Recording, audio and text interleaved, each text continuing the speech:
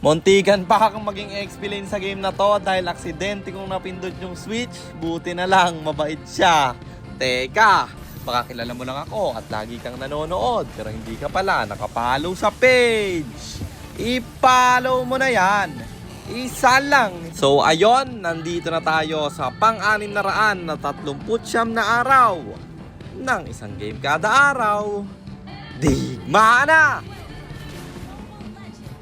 Ito na siguro talaga yung pinakamagandang strategy dito sa low rank. Yung pipik ka ng kakaibang core pero may silbi pa rin gaya netong editmen. Kasi pag nakita ng kampe na ganyan yung pick mo pre, talagang sineseryoso nila. Ultimo yung Hanabi Rom nga namin may silbi.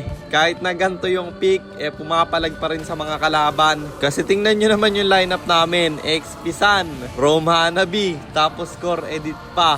Sino mag-aakalang mananalo pa kami sa game na to? Bukod kasi sa ganyan na yung pick namin, matino yung lineup ng kalaban. Tingnan nyo naman, Gold Leslie, Rom Kaleya, Core Julian, Mid Lilia. Explain lang nila yung medyo pangit na pick, which is Aldous. Pero lugi kami dun ha, 4 yung matino sa kanila, sa amin 2 lang. Dito mapapasabi ka talaga ng wala sa hero yan nasa galawan no? Di man lang kasi nagkakalayo yung score, kahit na ganito yung pick namin. At lamang pa nga kami hindi maka-objectives. Yung core nila, laging kami nakakakuha. Tingnan nyo, tinutulungan ako mag-lord. Kapag ka naka-comfort pick ako, walang lord clash lang ng clash yung kampi no? Ulit-ulit ko lang sinasabi sa inyo to. I-try nyo yung edit core sa low rank bro. Huwag nyo lang ida-damage build. Gayahin nyo yung item at emblem ko. Makikita nyo yon sa dulo ng video na to. At balik tayo sa game. Kaya akong bigyan ng mga kalaban pero patakbo na sila nung nag-ultimate ako. Eto din yung kahirapan kapag retro-edit kayo. Kapag tinakbuhan kayo, pag bitaw nyo ng ulti, hindi nyo kayang habulin. Kaya maganda lang talaga tong gamitin sa low rank men. Kasi laban ng laban, yung mga kalaban dyan, walang atrasan man. At speaking of walang atrasan, wala na akong panaka sa kanila.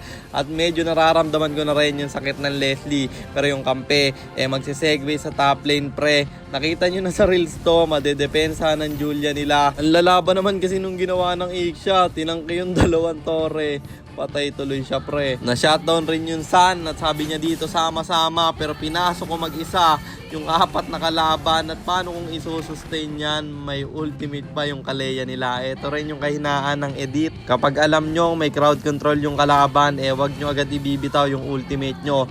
Leslie, problema namin dito. Buti umasim at nag-flicker in siya. Nakuha ng parsa. Pagsak na yung 3 nila, magiging 4 pa. Julia na lang yung natira at mananakbo siya. Pwede na namin tong erekta.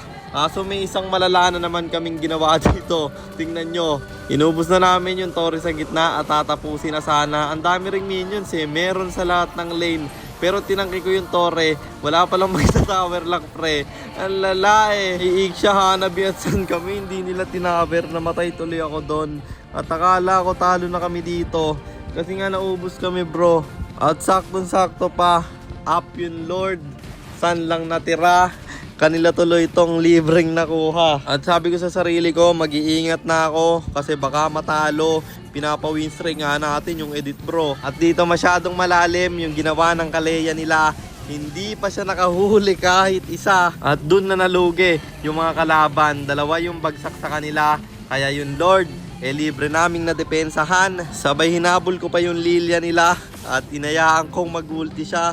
Dahil lang daming nakaabang. At patay ka na dyan man. Anong gagawin mo? Kupot ka ng 4. 5 pala kasi may illusion yung Sun. Tapos dito binantayan ko yung minions. Kasi baka ikat ng Aldous. Missing ito. At hindi niya na nga nakat. Namatay pa siya. 3 na lang yung kalabang natira. Pwede na namin tong erekta. May ultimate ako na pwedeng bitawan. Kaso lang ang lalayo ng kampe. Ayaw nilang pasukin pre. At namatay pa dito yung Hanabi. Sabi nila mag-lord na lang daw kami pero pinasok ng Sun kaya kailangan ko yung respuhan at ang ganda ng ultimate ng marksman. Bagsak yung 2. Patay rin yung Aldous nila diba? At yung Leslie dito mananakbo na. Ako'y magta-tower pero ipipilit pang dumipensa ng Julian. Napapapiyok na. Minions na clear niya pero merong next wave sa baba. Muntik pang mamatay yung Ixia. May winter siyang bibitawan pero mananack up naman. Pero tapos na yung laban kasi minions nag-tower na.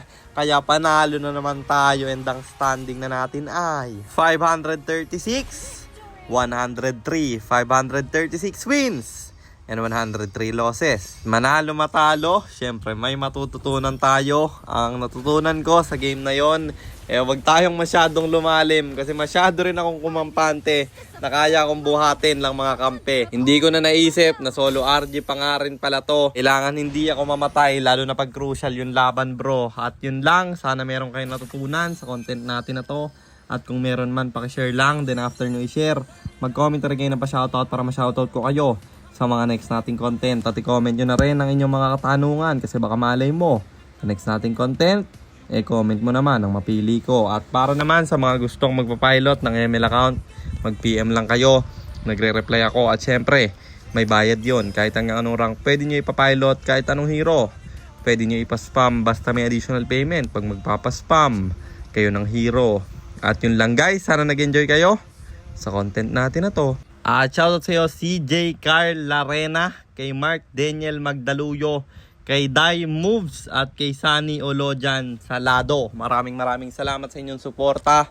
Mag-iingat kayo palagi. God bless. Paalam!